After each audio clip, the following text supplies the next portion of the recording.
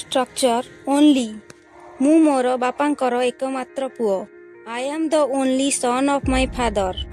ତାହା କେବଳ ଗୋଟିଏ ମାତ୍ର ଦୃଷ୍ଟାନ୍ତ. That is the only instance or only example. ତାହା ଥିଲା ମୋର ଏକମାତ୍ର ଆଶା. That was my only hope. ସେ କେବଳ ଗତକାଲି ଏଠାକୁ ଆସିଥିଲେ. He came here only yesterday. ମୁଁ ତାଙ୍କୁ ଥରେ କେବଳ ଦେଖିଥାନ୍ତି କି I wish I only saw him once. ମୁଁ କେବଳ ବୁଝିପାରୁନାହିଁ ଯେ ସେ କେମିତି ପାସ୍ କଲା. I only don't understand how he passed.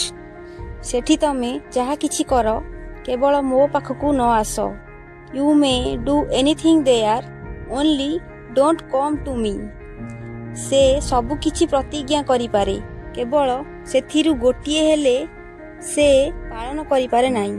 He makes all possible promises, only he does not keep any one of them.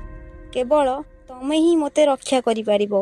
Only you can save me.